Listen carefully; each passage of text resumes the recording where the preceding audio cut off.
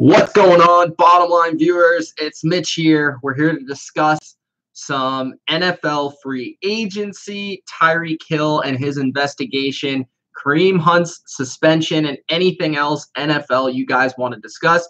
I'm here live. Dilly Vanilli is at a dinner right now. I'm not sure if he can make it a little bit later, but hopefully you guys have been enjoying all the NFL free agency stuff that we've been doing on the channel, including a ton of analysis videos. If you guys haven't already checked those videos out, go check them out. There's a playlist, I believe, that will be in the cards as well, and on the channel if you can't find it there on the top of the video. So go check out those videos if you haven't already. But we're here to talk about Tyreek Hill. Hopefully, because when I do these webcam live streams, it seems like my mic doesn't usually work, so hopefully it's working this time, but we'll see. Yeah, so let's talk. Get in the comment section. Let me know what you guys think about this Tyreek Hill situation. Let me know what you guys think about Kareem Hunt's suspension and anything else you really want to talk about. All right, so let's start off with Tyreek Hill. So Tyreek Hill, he is under investigation for two separate incidents that have to do with child abuse at his home. So one happened on March 14th, one happened on March 5th. And there's two separate police reports that have him, involved in this situation. And I believe they were both at his house, or at least it shows that to a house on Switzer Road. And yeah, I believe both were at his house on Switzer Road, which is apparently where he lives, or at the same destination. So I don't know if it was his home or somebody else's home or the same place, but it was at the same place both times on March 5th and March 14th. First off, the good thing about this is at least it isn't taken as long as the whole Kareem Hunt situation, where basically Kareem Hunt lied to the Kansas City Chiefs, and we didn't hear about it for a few months later. At least we're hearing about it right away. That's nice to know. Okay, second thing is Tyreek Hill does have a history with not necessarily child abuse, but he does have a history of domestic abuse with his, I don't know if it's his wife or his girlfriend. I believe it's it used to be his girlfriend. I don't know if it's his wife now, but I believe it's still his girlfriend. So basically, he pleaded guilty to domestic assault and battery in 2015. What he did in 2015 while at Oklahoma State University, so he was in college football at the time. This is a big reason why he actually fell in the draft. So basically what happened was he choked her. She was pregnant at the time. He was choking her, punched her in the face and the stomach. I don't know what exactly happened in this situation. I don't think anybody really knows what happened, but basically he was angry, and for some reason he choked her while she's pregnant, punched her pregnant stomach and her face. So not a good look. That's a huge reason why he fell in the draft, because we all know Tyreek Hill to be one of the most talented receivers in the NFL. He is one of the receivers that has pure athletic ability. He's probably the fastest receiver we've ever seen in the NFL, fastest player maybe. And he is one of the most athletically gifted players we've ever seen. So that is a huge reason why he fell in the draft. The Chiefs take a chance on him. We haven't heard anything off the field wise from him for quite a long time. He's a relatively quiet guy. He hasn't really put himself in any bad business or whatsoever, but at least that we know of.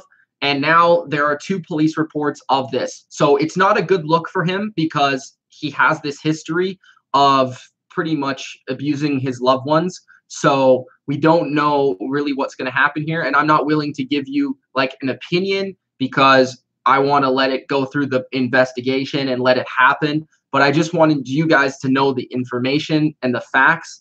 And basically, he's under investigation, and we'll have to see what happens. Now, I could make a prediction based off this investigation on if he is found to be guilty for this, which I hope he's not, but it looks like he probably is going to be. I don't know.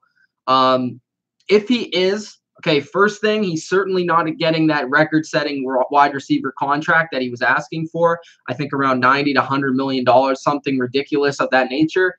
Second thing, I don't know if they're going to cut him because we saw something a lot more minor in regards to Adrian Peterson that took place with Adrian Peterson while he was with the Vikings. It was a little bit more minor than this situation, even though we don't know the full details of what happened here.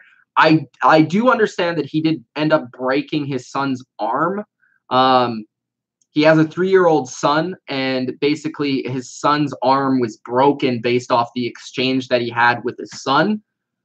So that is why he's under investigation. But the second thing is, like with the Adrian Peterson investigation and that whole situation, it was a lot more minor.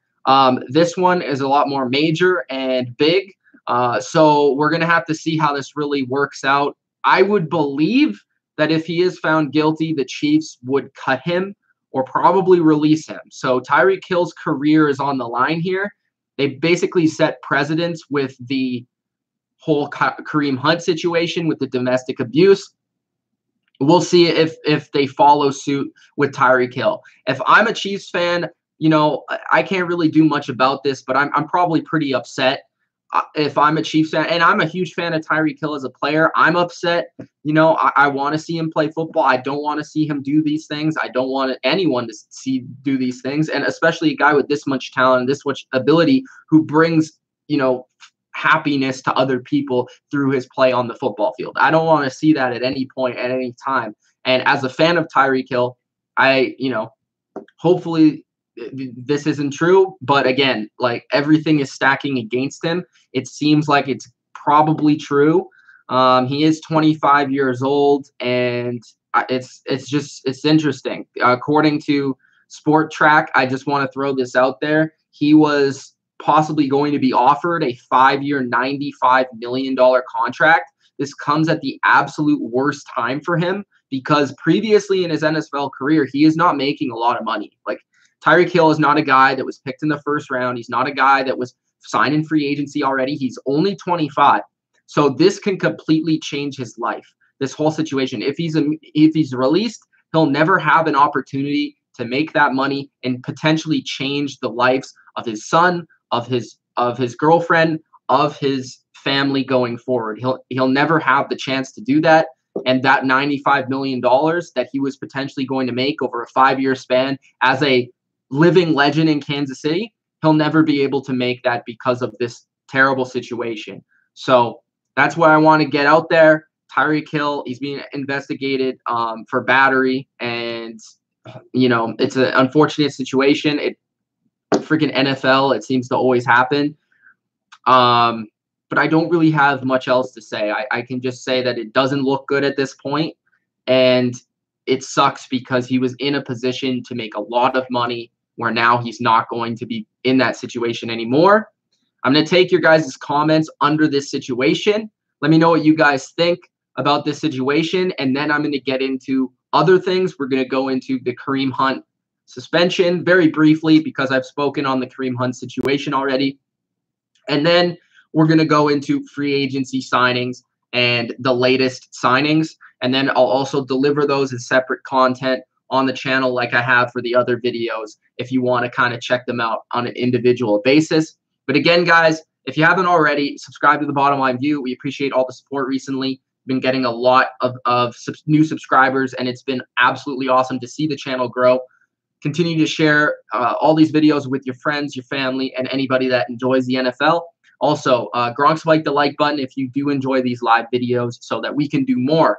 And if you guys want to support the channel in more ways, you can hit that super chat button at the bottom of the chat. There's this money sign. If you guys want to donate to The Bottom Line View, not asking that you don't have to, but if you do, and if you for sure want to get your question or comment read, I will definitely read it if you do donate at least $1 to the channel. Thank you guys for all the support. Okay, let's get into the Tyreek Hill comments.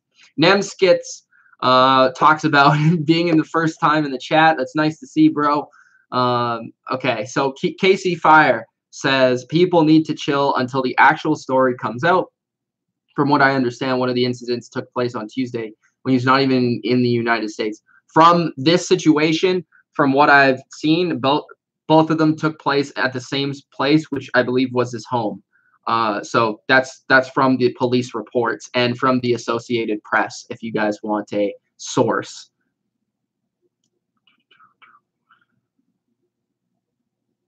Flamer talks about how he's had a incident in his past, and a lot of people seem confused in the chat of what's actually going on and what happened in his past. Casey Fire says he's not directly named in either report from what I've read. It's his fiance that is in question. Casey Fire, I know there's multiple reports with his name attached to the headline, so I don't know where you're reading this stuff. I'm not really questioning your judgment, but if you just search up Tyreek Hill on Google, you'll see that his name is attached to multiple things. Looking at the police reports, even though I can't really read them, I'll pop them out. I don't think his name is on the police report, but everything else is. So, but in the articles, they name Tyreek Hill as one of the suspects, if not the suspect. So there you go. Tiffany says, I hope he gets cut by Kansas City. Well, if the situation, if he is indeed guilty, then I would agree. I hope he does get cut, because we've now seen him in college do some terrible things, and now he needs to learn. You know, he needs to learn, and we'll see what the police do about the situation. He needs to definitely get cut, and he doesn't deserve to be playing in the NFL if that is the case. What's going on, Kill 'em Boys? What's going on, Nem Skits? The Charm says apparently the Patriots offered contracts to Humphreys and Cole Beasley. I'll get into Patriot-related news at the very end of this live chat.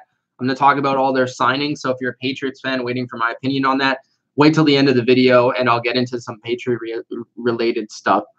Kansas City players are punks, says Turtle. I don't think all of them are. As far as we know, Patrick Mahomes is a pretty cool guy.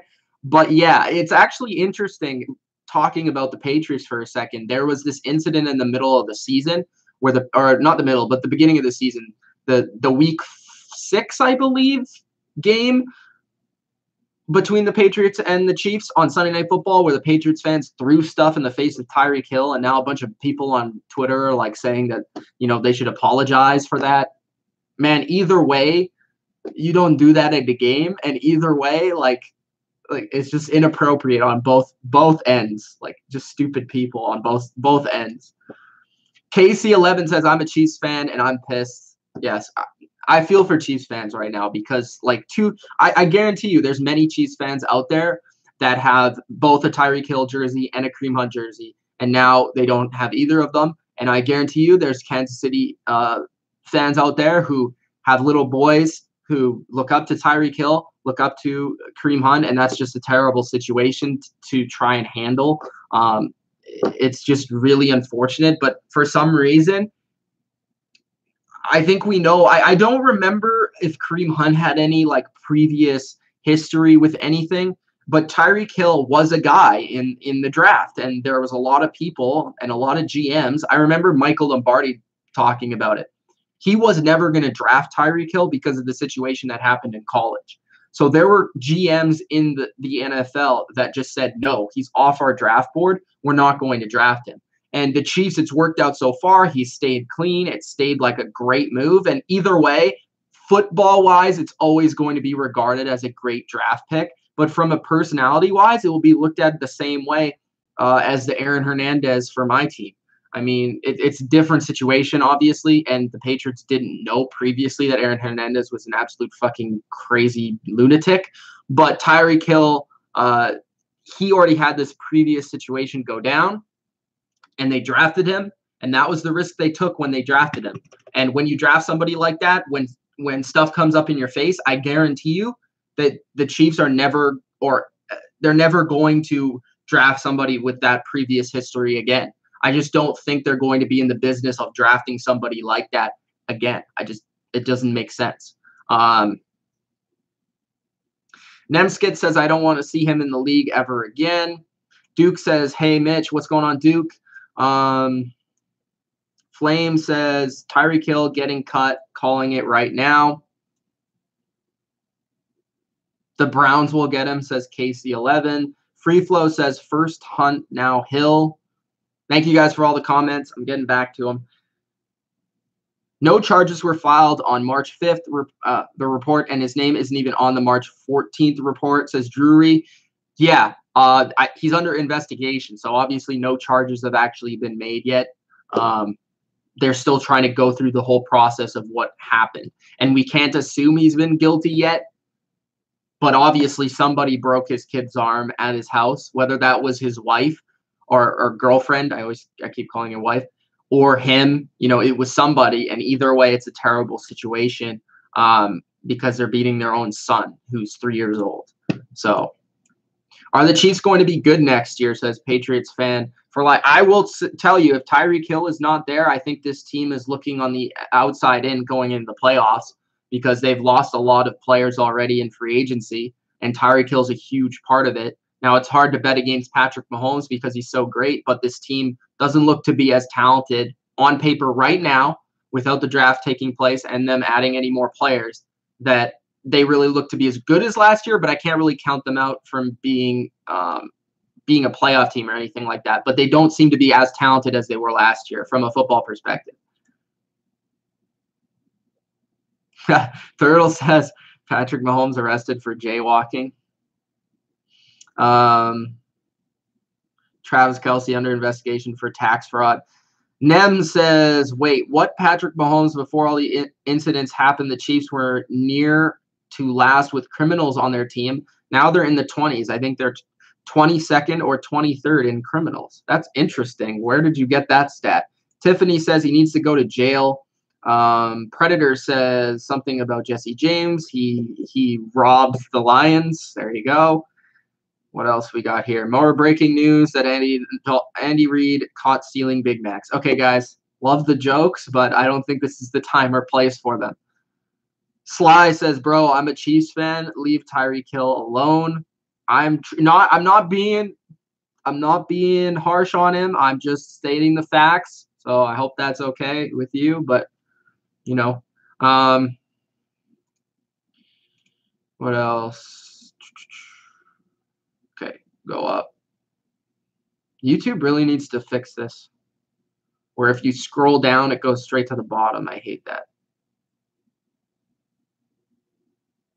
Hunt didn't really have any history. Okay, thanks for qualifying that. Fact or fiction, Reuben Foster gets the same suspension. I would assume it might be worse because he's done it twice now, or like he's had at least a history of it, so it might be worse than Kareem Hunt. Chiefs are going 3-13. I don't think that's going to happen with Patrick Mahomes. Anime says the Browns are going 16-0. Tom Brady says they're going to sign Tyreek Hill. Is Tyreek Hill going to be pissed for this? I don't know. I'm sure he'll be mad at himself. What's going on, Jeremy? What else we got here?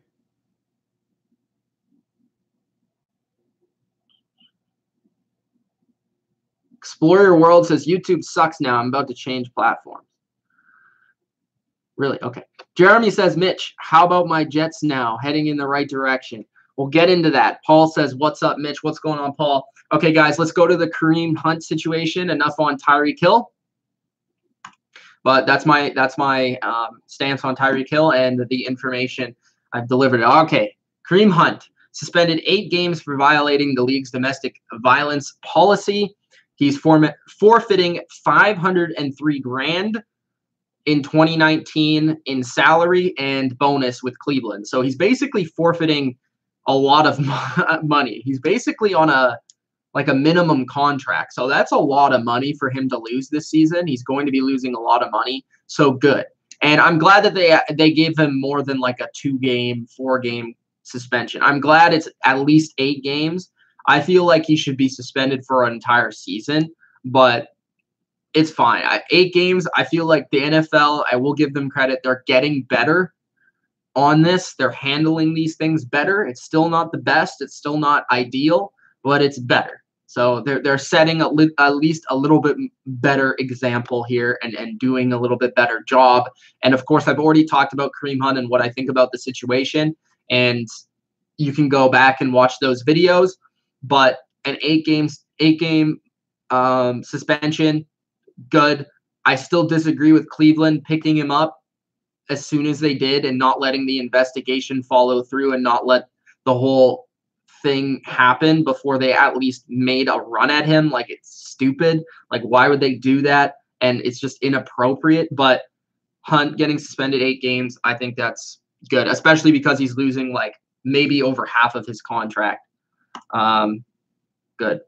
Okay, let's get into the free agency news. Let's start off with Marcus Golden signing a 1-year deal, $3.75 million with New York, the New York G-Men. The Giants have Marcus Golden now on their defense. And, of course, they lost Olivier Vernon. They're looking for a pass rusher who can help replace that production. And Marcus Golden is a player that's had a lot of success in the past in his NFL career. He had one great season early in his career, and I'm just trying to search up his stats right now. But he's had some pretty rough moments in the rest of his career. So in 2016, he had a breakout year, 12.5 sacks, 22 quarterback. It's a dominant all-around pass rusher. A lot of people consider him at 25 years old to be one of the up-and-coming great pass rushers in the NFL, playing in 16 games and disrupting with 4 forced fumbles, 12.5 sacks, and 22 quarterback hits. 16 tackles for loss as well. And people were looking at that Chandler Jones and Marcus Golden combination for being just something special going forward. That never really ended up happening. Golden gets injured in 2017, only playing 4 games, and he pretty much hasn't recovered since. Last season, he played 11 games, only had 2.5 sacks and 6 quarterback hits.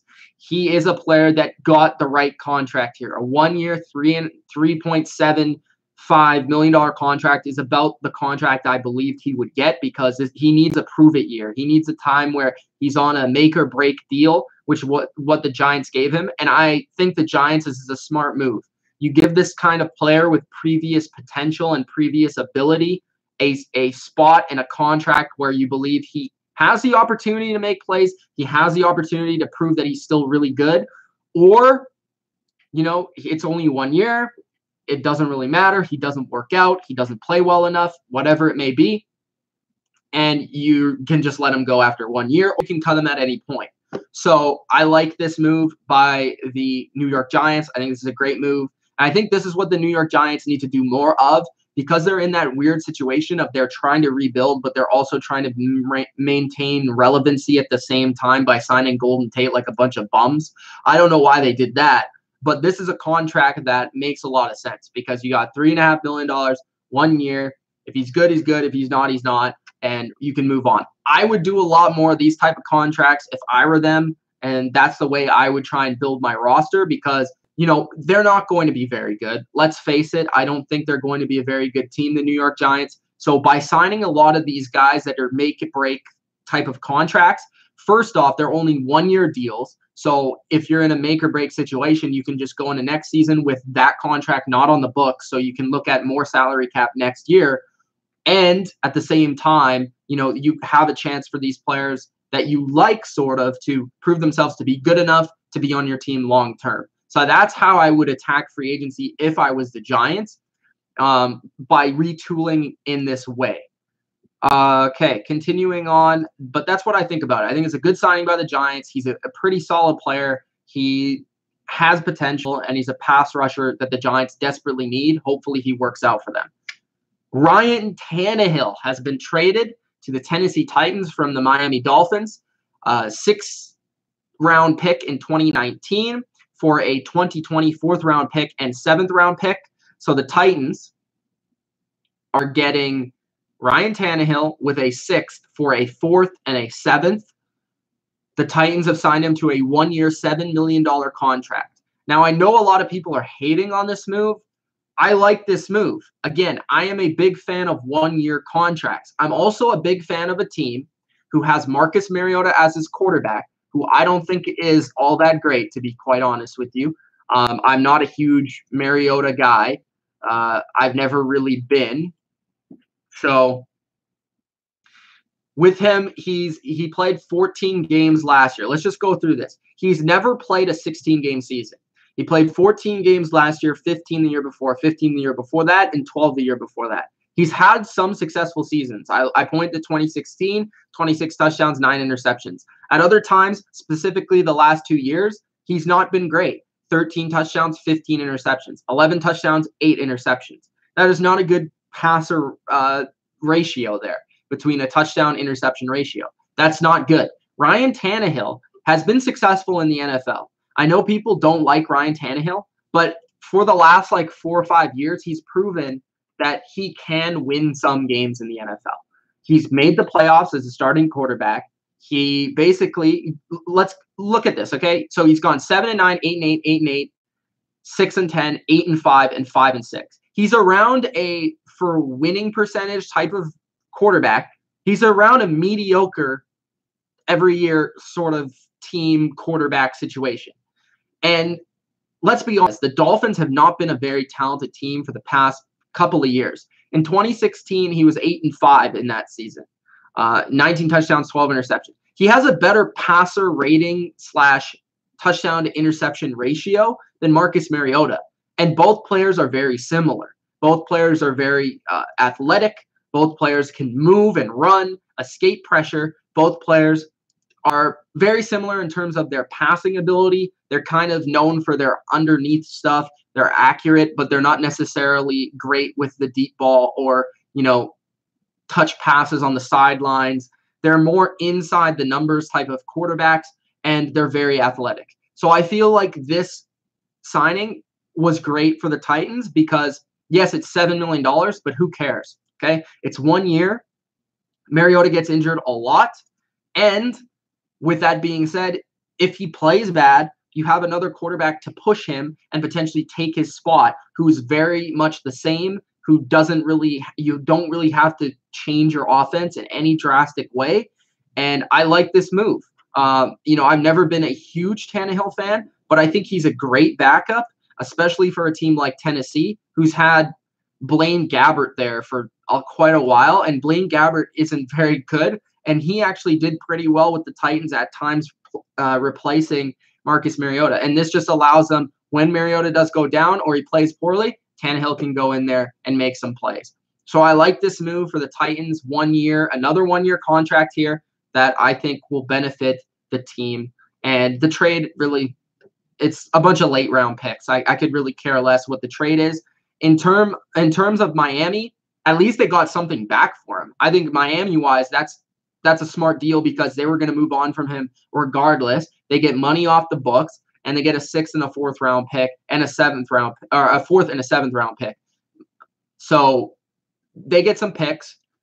They let go of the quarterback they didn't want anyways, and they allow themselves to move forward with a new coach and a new quarterback. Right now, they need to figure out who their quarterback's going to be. They need to figure out who they're going to draft probably, because there's not really many people out there in free agency at the moment. Or if they're going to make a trade for like Rosen or somebody like that, they need to make it fast. But on the other hand, Miami's not a team that's going to be going anywhere in the next season or two. And by getting these picks and moving forward from Tannehill, you just allow yourself to close a book on a chapter that didn't really work out. But for the Titans, I think it works out great because he's a good backup quarterback. Okay, going to Dominique Rodgers-Cromartie. He returned from injury. DRC has returned from injury. And I don't know how good he's going to be at this point in his career. But you know what? It's probably only a 1 year deal. I haven't seen the contract situation. I think it's interesting. I don't know if it's good or bad. I would have to look at the money, but I haven't seen it yet. If you guys know the money on the Dominique Rodgers-Cromartie situation, let me know.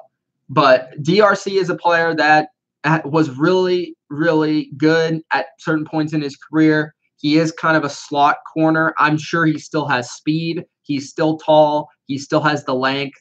He still has athletic ability. That was never going to really go away until the guy turns into an old man. He isn't that old.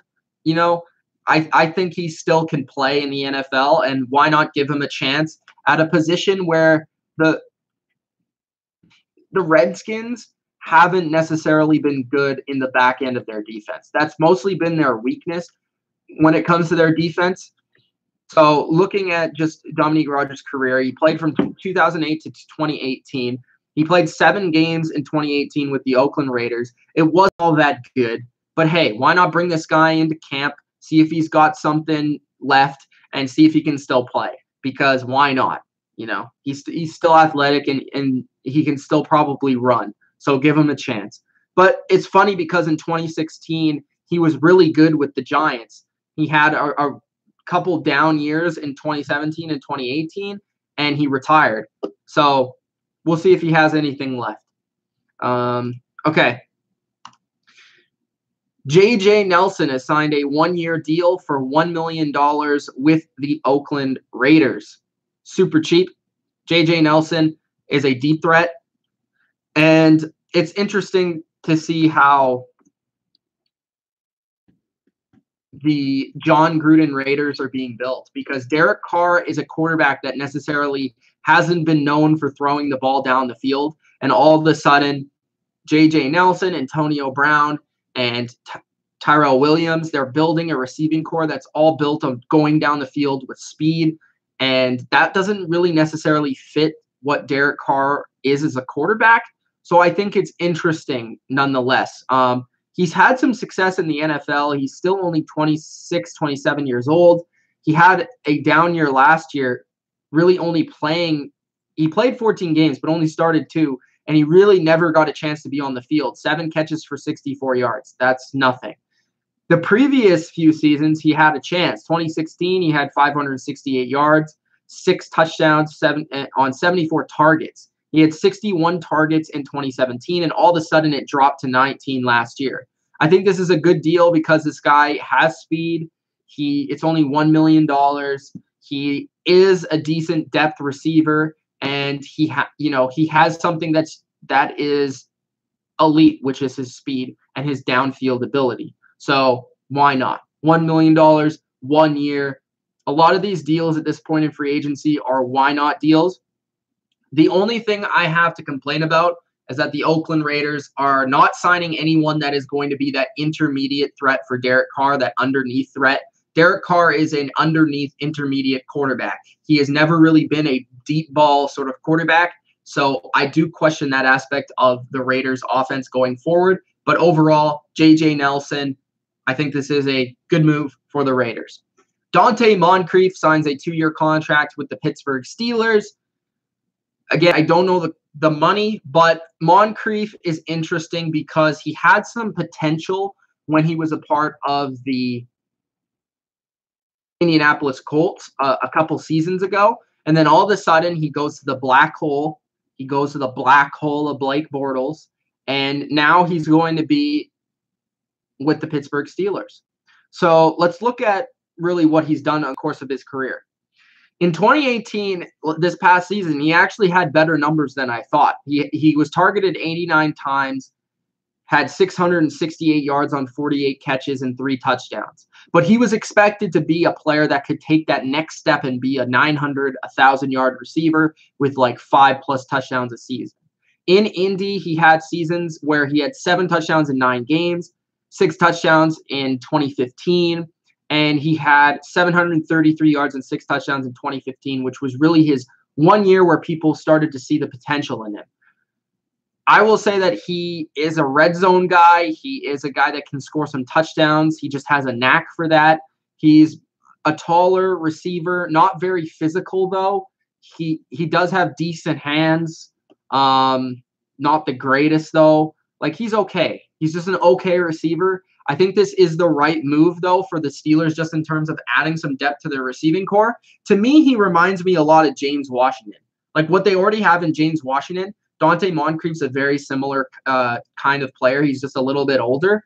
He is 26, still has potential, and I'm sure with Big Ben Roethlisberger, he can make him a lot closer to what he was in Indianapolis than what he was in Jacksonville.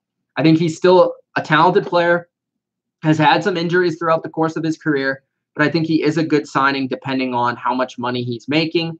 But overall, I could see Dante Moncrief having a decent role in this offense as the third or probably as a third receiver, because you're looking at it, they have Juju, James Washington, Eli Rogers, Dante Moncrief. That's not a terrible receiving core. You have the number one, and then you kind of have a bunch of other guys mixed in there. I could see them playing Moncrief over Washington if Washington doesn't really work out. Some people are big fans of Washington. Some people don't really love him. I like Rogers as a slot receiver. It's definitely not what they had before with Antonio Brown, but they got that issue out of their building, and sometimes you don't need two all-star receivers. So the Steelers will have to rely a little bit more on their running game, a little bit more on Vance McDonald at tight end. But I don't mind this receiving core at the moment. I don't think it's a bad one. And I think Moncrief was a good guy to target because he's a value signing compared to a lot of the other receivers that were on the market who were receivers that you were going to have to overpay for. So this was not a bad value signing. Jordan Matthews signed a contract with San Francisco. Just quickly going over Jordan Matthews. He had a pretty interesting season last year because remember he was cut in training camp by the Patriots after being signed in the offseason, and it looked like he was going to play a big role for the Patriots in this upcoming season. But he didn't because he got injured in training camp. He's had an interesting career. He had a season where he nearly had 1,000 yards. He caught 85 passes in 2015 for 8 touchdowns. In 2014, 67 for 872 and 8 touchdowns. Early in his career, 2014, 2015, he looked like he was going to be a promising, very solid receiver in the NFL with 2 multiple 8-touchdown seasons. And he was a good slot receiver.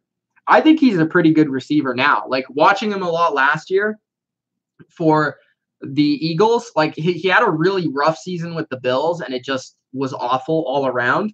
But with the Eagles in 2018, he actually had quite a few spots here and there where he made some plays. He made some big plays. They would just kind of line him up in those 5-wide sets, let him run some slants, let him play a little bit of slot. And he's a bigger body, but he is a slot receiver. He's 6'3" and 215 pounds. He's not the fastest guy, but he's had experience in very similar passing type of concepts and offenses that I think the 49ers are going to try and run. I could see him making the team. I don't think he's going to be a big part of their offense whatsoever. They have Goodwin, they have Pettis, they have Taylor, and probably Matthews right after that. So he's a guy that's going to play a role as a depth receiver, and he can do that very well. 300 yards, 2 touchdowns last year on 20 catches. But he's not going to be a guy that's going to be a starting receiver at this point. It just doesn't seem like he really can do that. I don't know what happened. He kind of just fell off, had a little bit of injury history, a little bit of injury issues. But we could see him maybe do better than we think. I don't know. It just seems like he kind of fell off after those 2 seasons with the Eagles. And then that 3rd season with the Eagles, yes, he had 804 yards, but a lot of it was just forcing the ball to him. So we'll see. He did have a 71% catch percentage with the Eagles this past season. So mostly when he was targeted, he made the play. That's the highest catch percentage he's had in his NFL career. So Jordan Matthews to the 49ers. Shaquille Barrett signs a 1-year contract, $5 million with Tampa Bay. Barrett was a player I loved coming into free agency. I thought he was a player that my Patriots could target. I've always really liked him as a part of the Denver Broncos, and he was one of the more effective, efficient edge players this past season. Looking at his Pro Football Focus grade real quick, we're gonna check it out. But overall, his statistics, Barrett last season had 3 sacks in 13 games. He started none of them, and 7 quarterback hits. He's had a role as the Broncos depth player for like 4 or 5 seasons. Since 2015, that year where they really went off as a defense, he had 5.5 sacks, 4 forced fumbles, 12 quarterback hits. I think it's his time to be a starting player in the NFL. And what I like about Shaquille Barrett is he can play edge and he can play linebacker. I think he has the skills to do both. He's 6'2", 250, but he can move, he can pass rush, and I think he's a versatile backer that can do a lot of different things. And looking at his edge grade this past season, I think he ranked pretty highly. he ranked, let me just sort it by name and then I'll be able to see. He had a 75.9 grade. So going by the grades, he would have ranked at 22, right behind Michael Bennett, Shaq Lawson, Preston Smith, and Frank Clark. So he was in that range even in limited snaps. So that's really impressive for him in terms of his PFF grade. And again, I've just always liked him because of his versatility. He can cover a running back. He can cover tight ends, but he can also pass rush. He can blitz very well. He can play special teams. He can fill in on middle linebacker if you need to. He can fill in for Von Miller if you need to. I just like that he can do a lot of different things, and I think he's going to help Tampa Bay in that regard of his game. So look out for Shaquille Barrett this year. He could take a big jump with Tampa Bay if he gets a starting role. Okay, guys, I'm going to go to the comment section one more time, and then we'll get to the Patriots long list of signings for those Patriot fans out there. And then at the end, I'll take more questions and comments. But I need a sip of water first. So let's get that in. Okay, let's scroll up.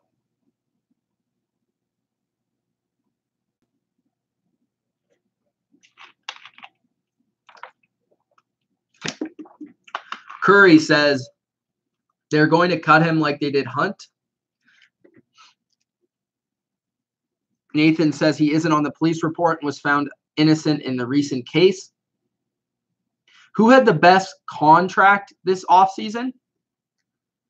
I really like the Clinton Dix 1 year, $3.5 million. I think that's a good contract, but I would have to kind of dive into it. I'm definitely going to do a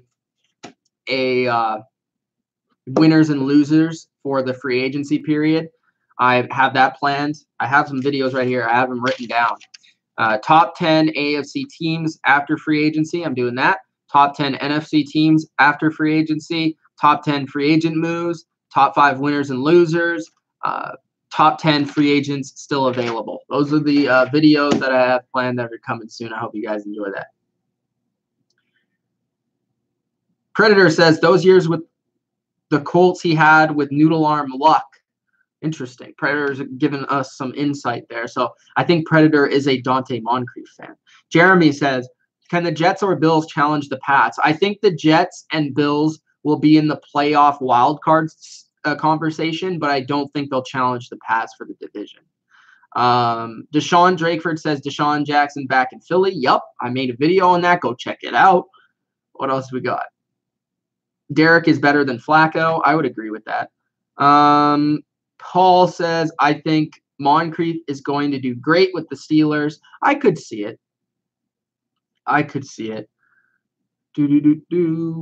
Mike Wallace signed with the Cards. Interesting. Kevin Durcan, how many Raiders games have you watched? Are you talking to me? I don't know if you're talking to me. Let me know. Deshaun Draper says, I think Moncrief is a good player when he was with Jacksonville and Indy. I just think like he never really got that opportunity he was hoping for in Jacksonville because Blake Bortles stinks, but I guess that's his fault for signing with them. Kevin Durcan says Carr had a fluke season in 2016 and he's mediocre. I would say at this point in his career, he's better than Flacco at this point in his career. He's not better than January Joe throughout his career, but right now I think he's better. Alejandro says, just got here. What's he under investigation for? He's under investigation for battery and basically child abuse.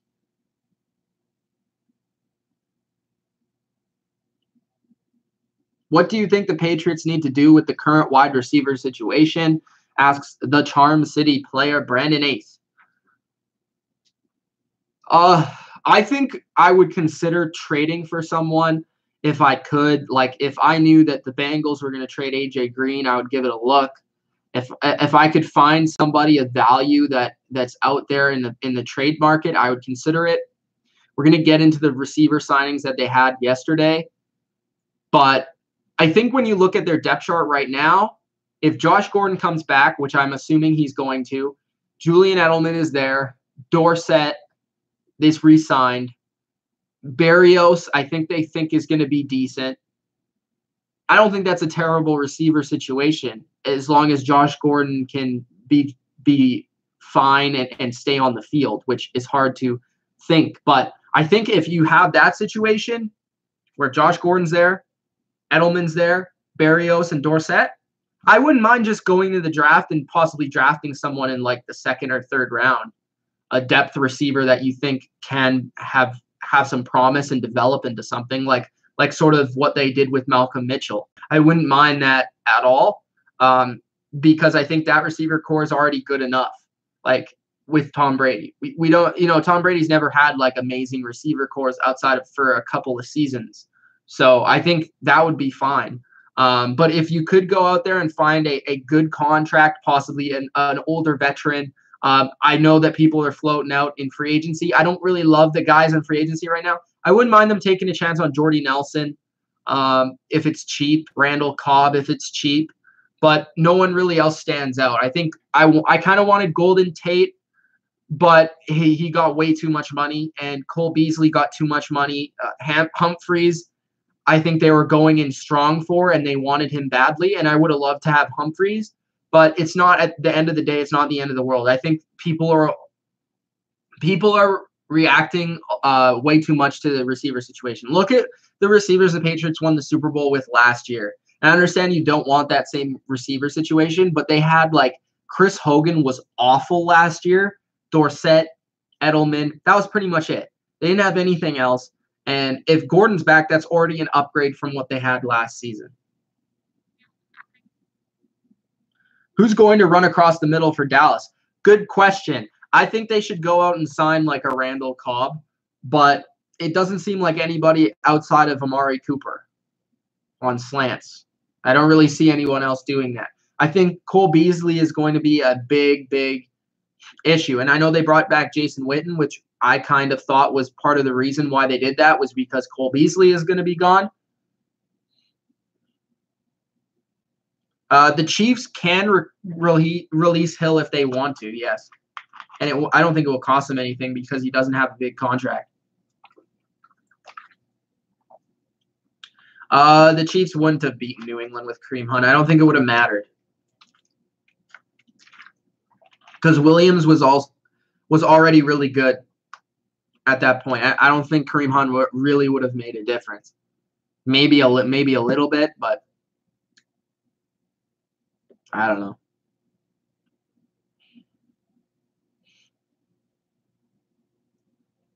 Tell me, what did Carr do in 2017 with Cooper and Cook? Wow, Kevin Durkant's a big hater on Carr, eh? Look at him.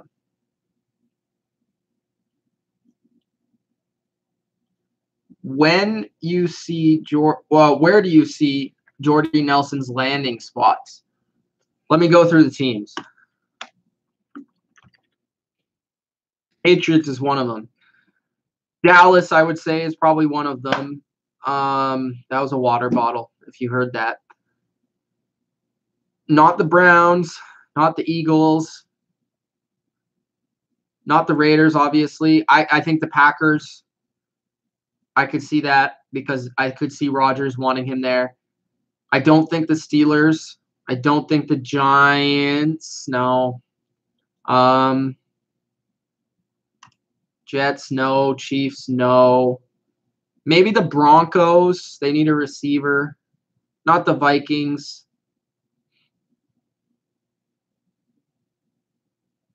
Not the Lions.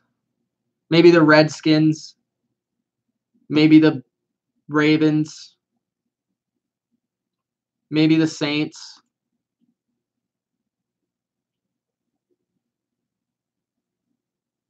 Cardinals just signed Wallace, so I don't think so. I think that's pretty much it. If you can name another one, let me know. But I think those are the teams that kind of come to mind. I think it's I don't think he'll really be signed for a while, though, personally. I think it will take like an injury in the offseason or just a team looking at their receiver position and being like, we don't like this, and signing him.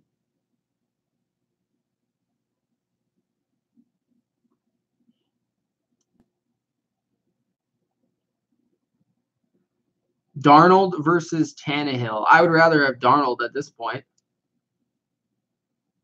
Ben says, I got both those jerseys. What's going on, Ben? Thanks. Sweet jerseys. What's your thoughts on the Miami quarterback trade? I talked about that. Do I like D. Wade? Or are you talking to Kevin Durant? I like D. Wade.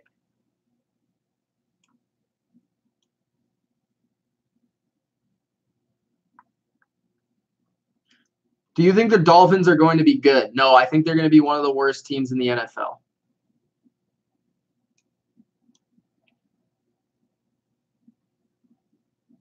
Battery is beating someone up, basically. Russell Wilson or Cam Newton? I am a bigger fan of Cam, but I would say Wilson is better.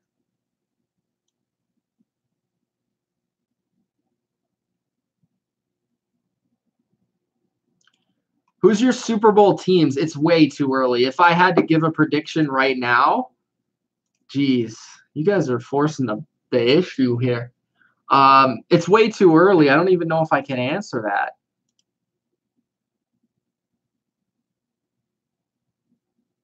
Yeah, I really can't. I don't know.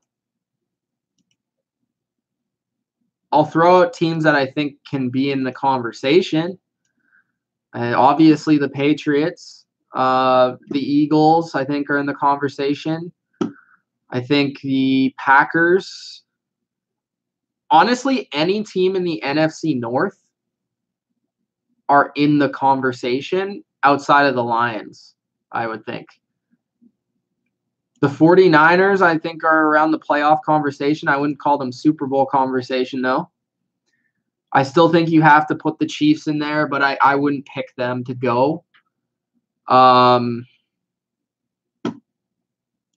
Saints, Colts, Rams still. Chargers still. A lot of the same teams at this point as last year. But we'll see what happens in the draft and the rest of free agency. I really haven't sat down and looked at every team after the free agency that's happened so far. But where do you think Randall Cobb is going? Jeez. Cobb. I know the Patriots had interest in him. I think the Cowboys would make a lot of sense, as I stated before. I think the Broncos would make sense. I think. By the way, guys, side note, I actually had a lot of predictions in my NFL free agency video that were right, and I thought that was just funny because that's impossible. I had probably 5 or 6, which is honestly pretty good. I'm not trying to pat myself on the back here, but I am patting myself on the back. Tina says Pats are good at not overpaying. I would agree with that. What else we have? Predator says, what kind of drugs is Gordon addicted to? I don't really know. I know he is addicted to weed. I don't know really what else he is addicted to, other than weed. I just think he's a guy that can't live without weed. There's a lot of those guys though.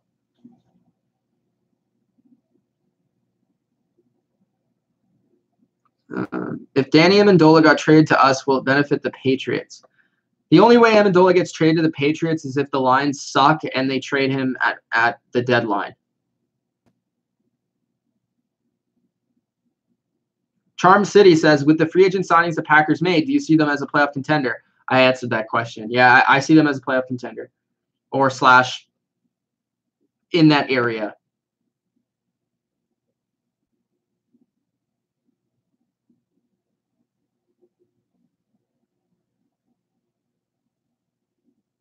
I don't think Carr's a top 15 quarterback, but what's going on, party?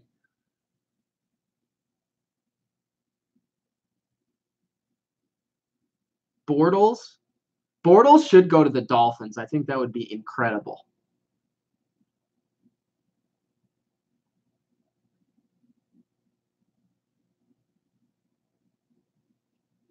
What's going on, Savage?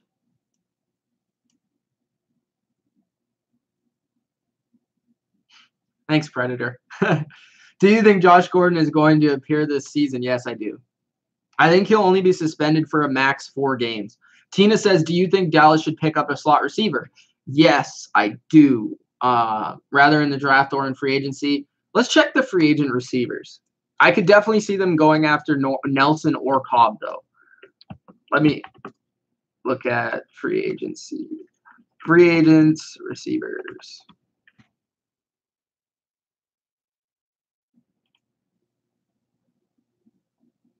I think a lot of them have already been signed. I don't really know who's left. A lot of websites are just going to have the same bull. Okay, let's look at Sport Track. Hopefully they still have that. Okay. Matthews would have been an interesting one, but obviously he got signed. Demaryius Thomas is out there. Actually, Coach, I'll give Coach credit. He did bring up Pierre Garçon, which I think would be a good fit for the Cowboys. I think that would be a good fit. I think Cobb would be a good fit. Nelson would be a good fit. I don't like Crabtree there. Curse is an under-the-radar name. I don't mind that. I don't think they'll go after Hogan. They could bring back Dez. Who knows? But he's not a slot receiver. Chris Connolly's not a slot receiver, but he's out there. And that's pretty much it. Unless you want big fat boy Kelvin Benjamin. He's out there too. But yeah, those are the ones in free agency. In the draft, there's quite a few receivers that they can go after. But I definitely think they need to add a receiver either way.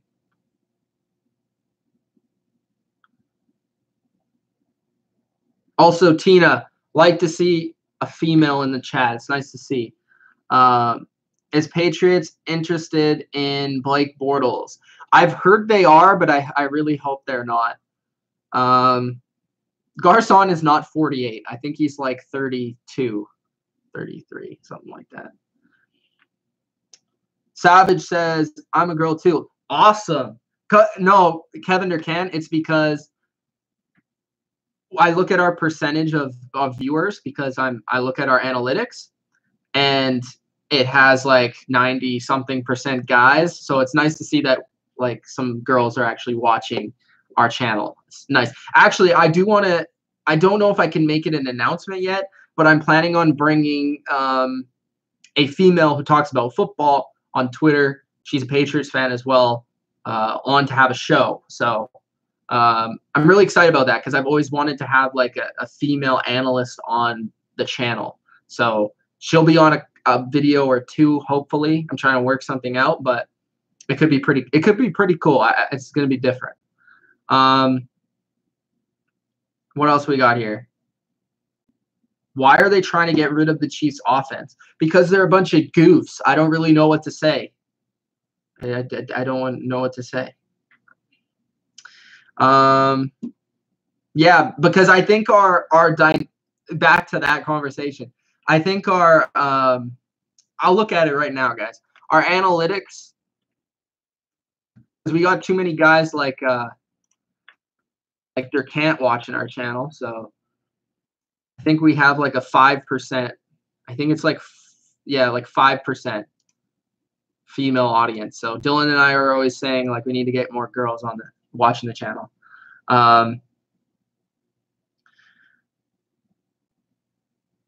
Turtle says Dilly is cute. That's facts. All right. I don't know what else to say. Let's just get into the Patriots stuff. Okay. Let's get into the Patriots. That's literally what I have it headlined as, Patriots stuff. Okay. Matt Lacoste, tight end, signed a 2-year contract, $2.8 million contract with New England. He's a player that played in Denver last year. I'm sure if you watch the Steelers game, he had a pretty big impact in that game. He had a touchdown, and he did a couple things. He is not really a big nose to lacrosse. So you wonder why Bill Belichick signed him, because he's one letter away from having his name be lacrosse. So that's the biggest reason why he signed. Okay. Bruce Ellington signed a 1-year contract with New England. Bruce Ellington is a player that has had a great career against the Patriots. Bruce Ellington has played with the Texans, with the Lions, with the 49ers. And I think if you guys ever watched any preseason ball at any point, he had like a huge game against the Patriots with the Texans in 2017. And then this past year, in the first game, I believe he scored a touchdown against the Patriots. And he had a big role with the Lions for a couple of games there when Golden Tate got traded. He had 132 yards on 23 receptions. He's pretty much a underneath target. He's another player. He was signed to a 1-year contract. They're going to bring in, see what he's got in training camp. 5'9", 200 pounds. He does have some ability, but I wouldn't count on him probably making the roster. I think he's going to be a guy they bring in, see what he's like, see if he can pick up the offense and anything like that. The guy I am excited about is Maurice Harris, who played for the Washington Redskins. I think he honestly could make the roster and could have a role. If you look up his highlights with last season with the Redskins, he actually was pretty good. So he's played since 2016, but in 2018 he was given a chance to really play. He played in 12 games, started 7, had 28 catches on 47 targets, 304 yards, and he is a bigger guy, 6'3", but he did play a little bit in the slot, has decent speed. He can go up and get it. His catch percentage was pretty good.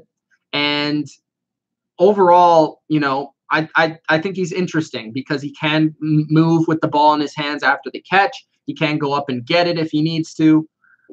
I think it's interesting to see what Maurice Harris could bring to the Patriots. He's not a guy that's going to make or break the team, and maybe he makes the team, maybe he doesn't, but he's the guy I'm more intrigued over Bruce Ellington. And then we have Terrence Brooks. Promise you guys, non-Patriot fans, only a couple more to go over. Terrence Brooks signed a 2-year contract with New England. Terrence Brooks is a special teamer. He played with the Jets. He's a really great tackler in open space. He's a really great special teams player. So they signed him to a 2-year deal. And pretty much every time you watch the Jets against the Patriots, he'll make a tackle. So that's already got to bring up. He on defense, he's fast, he's athletic. I don't know if he'll really play on defense, but think of him as similar to a Nate Ebner type of player. That's pretty much what his role is going to be if he makes the team. I think he might because he is a good special team player. And the one that is the best signing out of all of them by far is Mike Pennell, a 2-year contract with New England.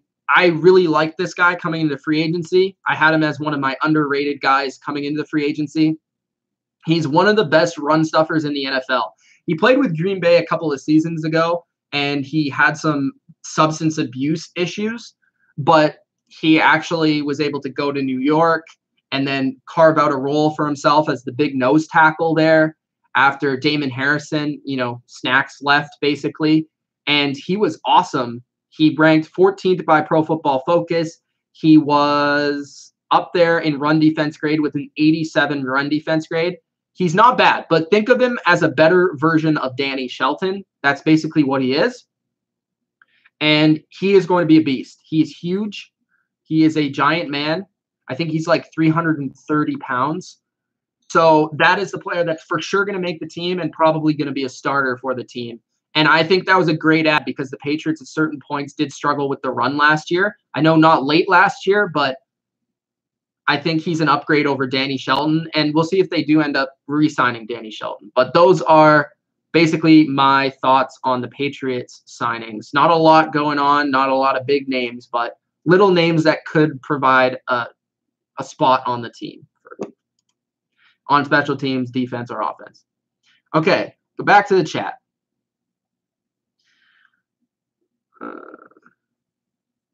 Savage says, I've been watching your channel since the beginning of the playoffs. I found it from your playoff predictions video, but I never really know what to comment on the video, so I never do. Hey, comment on the videos whenever you want. We want as many comments as possible. Just leave your opinion or any questions you have. I do my best to answer all the questions and all the comments. I froze. Well, that's not good. I hope I'm back now. Okay. Sports Fury says, what's up, Mitch? Thoughts on the Bears free agent moves? What's going on, man? Nice to see you in the chat. Hope you guys are doing well over there. I'm trying to think of all the moves they made. I know they made Clinton Dix. I basically talked about all of them already, but I think the Bears are an interesting team. I want to see them make a move with a receiver. I think they could maybe draft one, but I do like the move for Clinton Dix. I know they had to let go of Adrian Amos, just too much money, but Clinton Dix is a similar player to Eddie Jackson in a way. He can be – Eddie Jackson's better, don't get me wrong, but he can rather be a boom or bust safety. Like, he's rather going to make a ton of plays for you, or he's going to just completely flop. With the Packers, he was a big playmaker. He made a name for himself as a Pro Bowler. He has a knack for making an interception every once in a while, creating big plays, forcing fumbles. So you're going to have a dynamic duo at safety in terms of big play potential. But the thing that Clinton Dix has not done well is giving up some big plays every once in a while, being out of position every once in a while, because he's kind of a gambling type of player. Think of like the style of play, the same as Marcus Peters. The other one that really comes to mind with the Bears is Cordell Patterson, who of course was on the Patriots. He's awesome. I love Cordell Patterson. He's going to be great for your special teams, kick returning. He's arguably the best straight kick returner in the league.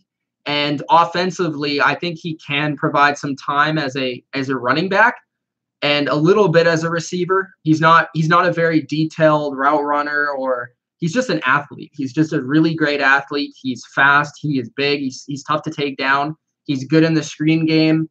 I think if you give him like three to four carries a game and a couple of catches, I think you guys will be great use of him. Nagy, I think, will get the most out of him because he's a creative play caller, and I think that just fits what they want to do offensively. And I think it's interesting because they're looking to get rid of Jordan Howard, and they brought in Mike Davis, who's another player that just sparked in my mind that they brought in. That's a good move because it's probably going to be a cheaper version of Jordan Howard. Plays a lot like Jordan Howard. He's a tough runner, tough guy. But just going back to Patterson, I think with those 3-4 carries, he's going to be electric, but also he's a similar player that you could throw in there like Tyreek Cohen, where it's kind of like a gadget guy every once in a while. But Cohen's going to be the center of their offense, and Patterson can provide it maybe if Cohen gets hurt or something. And Patterson, receiving wise, is basically a slant, screen, or go guy. He's not really much else. And as a kick returner, he's great, and he's a great guy in the locker room. And Mike Davis, tough runner. I don't think I'm forgetting anybody, but those are the ones that I remember. What else do we got here? Thoughts on Gronk? I think Gronk's coming back. I think the longer it takes him, the probably more likely he's going to be back. It is interesting touching on the tight end situation. Martellus Bennett did leave a comment there on his Instagram. I don't know. He might come back. I don't know. Everybody's trying to convince him. I've never seen a player, as a Patriots fan, I've never seen a player have such a big impact on the fan base as Martellus Bennett had in one season, like with the team. Like in one season with the team, everybody loves Martellus Bennett. I don't know if that's because he won the Super Bowl or because he's just a great personality, but interesting. Okay.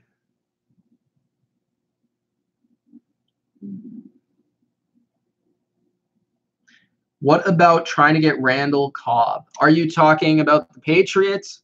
I said, yeah. It's a possibility because I think they liked him at the trade deadline last year. I could see them bringing him in for a workout, but I don't necessarily know if I would love having Randall Cobb because I think he's declined quite a bit. But, who knows? Maybe that was part of the Packers scheme and offense. Maybe he would be better in the Patriots scheme and offense. It's tough to know. I would probably rather have Jordy Nelson personally than Randall Cobb, but I think it's pretty close. Why did they get rid of the home jerseys that are red? Those are cool. Because they probably just thought that they needed to move on, because I don't think that look in the 90s, because this was the 80s jersey. I don't think they really liked that look in the 90s, so they switched it up with the Drew Bledsoe jerseys. And then in the 2000s, they only really brought them back for the AFL like period of time in 2009, 2010, when they had the whole AFL celebration. But man, I love these jerseys. Once Brady retires and once Belichick moves on, they should bring these back because they're the nicest jerseys, and I always get these ones, honestly. Like, this is my favorite one. I do like the white ones. I do like the what's it called, Color Rush ones as well. And of course the blue is classic, but it's kind of getting a little old. I know it's so iconic now. It's like their iconic jersey, but like, I don't know.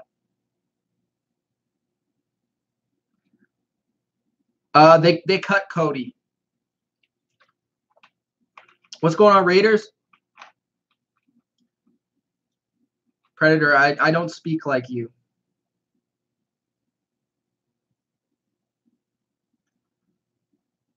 Just watch your Tom Brady video. Thank you, man. That video has been well received. I appreciate the support, because going into that video, I contemplated first if I was ever going to make it.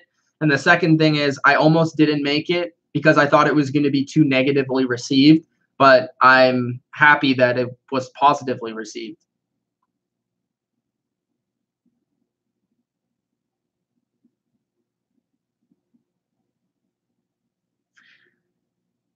Love how you use the Patriots defense yards per game instead of points per game, like yards even matter. Well, yards to me shows how elite an actual defense is, because if you don't give up a lot of yards, your defense is really good, regardless of how many points you give up. Because I think they're both good stats, because if your defense gives up a lot of points, like, I don't really know how to put this, but like, it's like, if you don't give up a lot of yards, your defense is good regardless. If you give up points or don't give up points, it could be because your offense is really good and you kind of been put in a good situation, and you've basically, this game's been a blowout the whole time. Like, for a lot of the Patriots defenses, they were not great defenses. Okay, they were not. Like, from the 2009 to like 2013, they were not good defense. That's the reason why they never won the Super Bowl during that period. Even though they went to the Super Bowl, they went to AFC Championship games. They never won it because every time they would play a well-balanced team with a good defense and a good offense, they would lose because their defense couldn't withstand the onslaught and they couldn't cover mostly. They could stop the run at times, but they couldn't cover pretty much. Like, Mark Sanchez lit the Patriots up in 2010. You can't tell me that's a good defense. Joe Flacco lit them up in 2012, 2011. Like, that's not a good defense. If you're getting lit up by Joe Flacco and Mark Sanchez, I'm sorry, you're not a good defense. That's just my opinion. They would play against bad offenses and look good and turn the football over, but whenever they played a halfway decent offense, they would get lit up. That's the definition of an overrated defense. And oftentimes you would look at the points per game and it wouldn't really tell the story, because the Patriots would score so many points that it would be irrelevant. So that's my rant on that. Is Antonio Brown going to be good with the Raiders? I say he'll be at least good for the first season, and then we'll go from there. But I think it will be a win in terms of the trade, because that trade was ridiculous. No problem, Sports Fury. Raiders said, what do you say? Damn it. Raiders says, Hunt gone, Hill gone now. We just need Kelsey to break his legs. That's not nice. Maybe you should get Kelsey on a new reality show.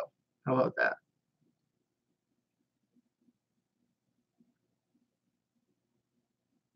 Tom Brady sucks?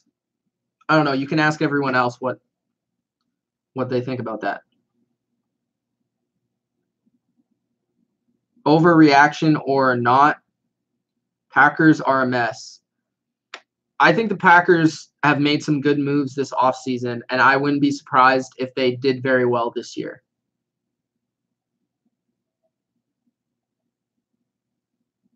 Rodgers or Brady? Brady, man.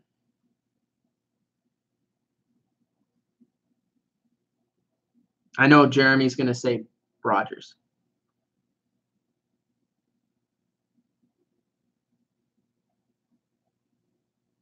Okay, go back up. Jay Morgan says goodbye Hill and say goodbye to the Chiefs season. That dude should be banned. Major piece of poop. I know he didn't say poop. I'm trying to keep it, you know. Yeah, well, he's not guilty yet. So hold on. But I would agree if he is guilty. Mav says, how do you feel about us trying to draft N'Keal Harry? Feel like it might be a good move if we get a chance as well as Isabella. I like Isabella. Speaking of which, I need to start doing some draft videos, but I'm getting so busy with school now that it's going to be difficult.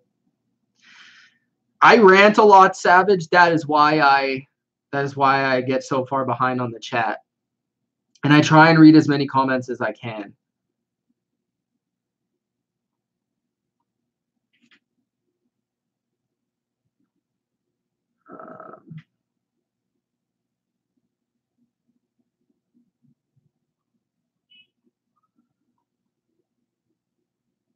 Turtle, there's supposed to be a good some GM thing, but Mitch needs to explain more. Okay, since 18 people are in here still, I'll throw it out here. I don't know if we're going to do it or not, but I thought it might be a fun idea.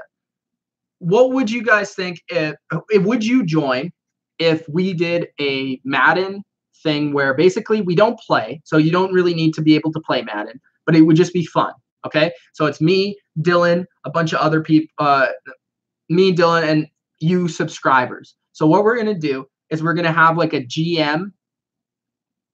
Hopefully we could have 32 people because that would be unbelievable. And we could like draft.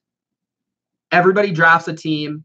Everybody puts a team together. And we have like this GM mode where we all draft our own team and we simulate the season. We go through it. We like do videos for every week and whatever. And it could be a lot of fun. I think it could be a lot of fun. And then all, you know, it interacts you guys with us and us with you guys. I think it would be a lot of fun. I don't know. What do you guys think about that?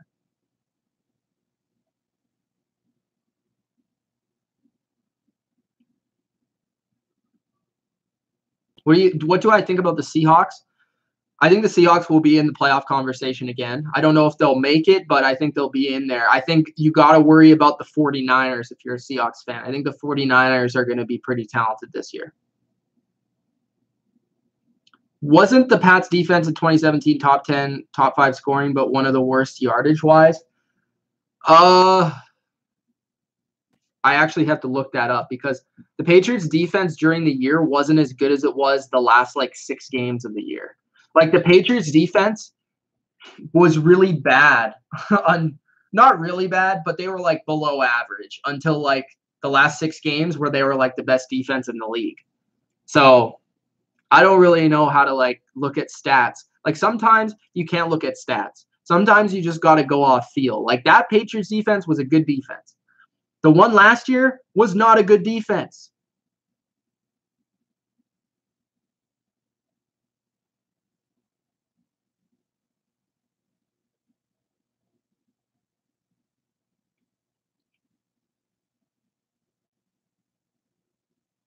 Raiders thinks he is guilty. Predator says he would love to be a GM. Savage would be. Turtle would be down. Kevin Durkant would be down. Predator says, I would love to legally own people.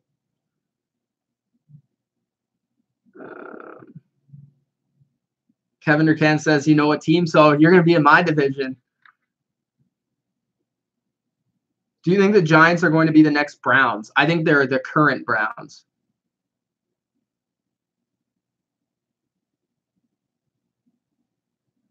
All right, guys. I think I'm going to end it there. I'm just getting tired, honestly. Been on here for like an hour and a bit. So thanks, guys, for joining me. We'll talk more about that GM thing, but hopefully you guys have enjoyed this live chat. If you have, Gronk spike the like button. Subscribe to the channel if you haven't already. Go check out the rest of the free agency reaction videos, and I'll try and separate the ones I did in here for future videos that will be out on the channel. Thank you guys for watching. It's been Mitch of the Bottom Line View. And again, thanks for the support. We'll see you next time. Peace.